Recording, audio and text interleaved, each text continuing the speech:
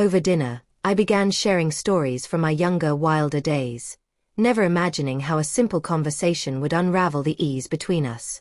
That night I learned how quickly a few careless words could crack the foundation of trust that feels unbreakable. The restaurant was intimate, bathed in soft light with music humming quietly in the background. Each table seemed tucked into its own private world. I had dressed with care. He looked striking. For once, it felt like we'd left life's noise outside and were simply two people enjoying each other's company. The food was flawless, the wine easy, the atmosphere warm enough to lower every guard. My mistake began innocently. We were laughing, swapping stories about our pasts, trading the kinds of mischief that make adulthood feel far away. He told me about sneaking into a concert, and the memory had us both in stitches. Diners nearby even turned to smile at our laughter. I felt wrapped in closeness, safe enough to open any door. So I did. With a grin, I leaned in and teased. Think that's bold? Let me tell you what I used to get up to. I dove into tales of wild nights, parties that blurred into sunrise, flings that meant nothing, choices I had long since outgrown. I thought he'd laugh with me, maybe shake his head or poke fun. Instead, I watched the warmth drain from his eyes. He sat back, fork abandoned, gaze steady. It wasn't shock or amusement.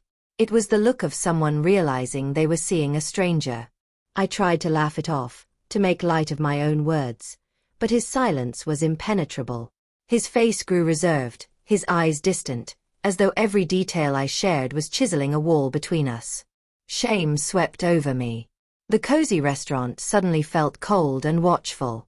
My hand trembled as I reached for my glass, searching for something to break the stillness. Before I could, his voice came, low, calm, sharper than anger. Why are you telling me this? There was no raised tone, no fury, just quiet intensity that cut deeper than either. I stumbled through an explanation, insisting they were meaningless stories, fragments of a past that no longer defined me. But even to my own ears, the defense rang hollow. I understood then how firmly he had believed in the version of me he knew, the steady, grounded woman he wanted a future with. And with one careless revelation, I'd pulled back the curtain on a past he couldn't unsee.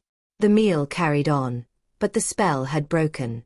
He answered politely, without warmth. Every effort I made to revive our earlier laughter fell flat. His glances carried weight, his silences stretched painfully long. When the check arrived, he paid without hesitation, but avoided my eyes. Stepping into the night air, the truth pressed in. Something had shifted, and there was no simple way back. The car ride was heavy with silence. I wanted to reach for him, to explain, to promise that the girl I described wasn't the woman beside him. But the words failed me. I'd been so quick to brag earlier, yet when it mattered, I had nothing. At home, he didn't kiss me goodnight or pull me close as usual. Instead, he mumbled about being tired and disappeared into the bedroom.